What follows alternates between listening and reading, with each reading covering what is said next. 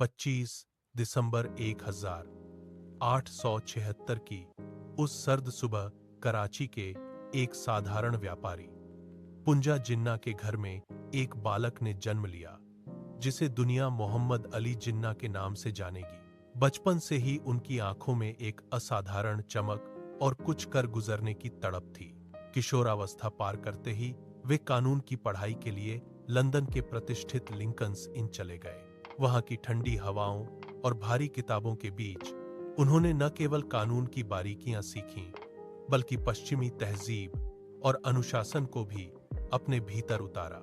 जब वे बॉम्बे लौटे तो उनकी वकालत की धमक पूरे शहर में गूंजने लगी। वे बेहद महंगे सूट पहनते, धारा प्रवाह अंग्रेजी में तर्क देते और अपनी तीक्ष्ण बुद्धि से अदालत का पूरा रुख मोड़ने की ताकत रखते थे। शुरुआत में जिन्ना भारतीय राष्ट्रीय कांग्रेस के एक चमकते सितारे थे। गोपाल कृष्ण गोखले और महात्मा गांधी के साथ मंच साझा करते हुए उन्हें गर्व से हिंदू मुस्लिम एकता का दूत कहा जाता था। लेकिन समय का पहिया घूमा और 1920 का नागपुर अधिवेशन एक ऐतिहासिक मोड़ साबित हुआ। गांधी जी का असहयोग आंदोलन, सत्याग्रह और चरखा चलाने का विचार जिन्ना को तार्किक नहीं, बल्कि एक भावुक और धार्मिक रास्ता लगा। उन्होंने भरे मंच से गांधी जी को मिस्टर गांधी कहकर संबोधित किया। यह सिर्फ एक औपचारिक संबोधन नहीं था, बल्कि दो महान नेताओं के बीच पैदा हुई एक गहरी वैचारिक दरार थी। यहां से जिन्ना ने एक अलग राह चुन ली, जो उन्हें कांग्रेस से दूर ले गई।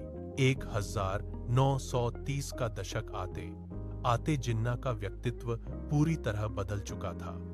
अब वे केवल एक वकील नहीं, बल्कि मुस्लिम लीग के निर्विवाद नेता थे। 1940 का लाहौर अधिवेशन वह क्षण था जब इतिहास की दिशा हमेशा के लिए बदल गई। जिन्ना ने मंच पर खड़े होकर बुलंद आवाज में दो राष्ट्रों की थ्योरी पेश की। उन्होंने दावा किया कि हिंदू और मुसलमान दो अलग संस्कृतियां हैं। मैदान में मौजूद लाखों लोगों का शोर और जिन्ना का अटूट आत्मविश्वास भारत के भविष्य पर सवालिया निशान लगा रहा था। फिर आया 1946 का वह काला दिन, जिसे डायरेक्ट एक्शन डे कहा गया। कलकत्ता की सड़कों पर इंसानी खून पानी की तरह बहने लगा और नफरत की वह आग बेकाबू हो गई। 1947 की अगस्त की वह ऐतिहासिक रात आई जब भारत का नक्शा दो टुकड़ों में कट गया। जिन्ना कराची पहुंचे और पाकिस्तान के पहले गवर्नर जनरल बने। अपनी पहली स्पीच में उन्होंने एक उदार राष्ट्र का सपना दिखाया और कहा, आप अपने मंदिर जाने के लिए स्वतंत्र हैं, आप अपनी मस्जिद जाने के लिए स्वतंत्र हैं। लेकिन हकीकत इस भाषण से कहीं ज्यादा खौफनाक थी। सीमा के दोनों ओर लाखों लोग शरणार्थी बनकर दर दर भटक रहे थे। लाशों से लदी ट्रेनें खामोशी से सरहद पार कर रही थीं। इन चीखों के बीच जिन्ना अंदर ही अंदर टूट रहे थे। उन्हें टीबी की घातक बीमारी थी, जिसे उन्होंने एक गहरे राज की तरह छिपा कर रखा। वे नहीं चाहते थे कि दुनिया उनके कमजोर शरीर को देखे।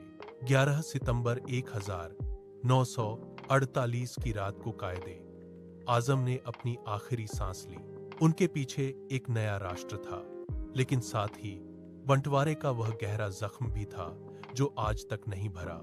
आज भी जब इतिहास के पन्ने पलटते हैं तो जिन्ना का नाम एक अनसुलझी पहेली बनकर सामने आता है। क्या वे एक दूरदर्शी मसीहा थे जिन्होंने अपनी कौम को एक नई पहचान दी, या वे उस विनाश के मुख्य सूत्रधार थे जिसने करोड़ों लोगों के घर उजाड़ दिए?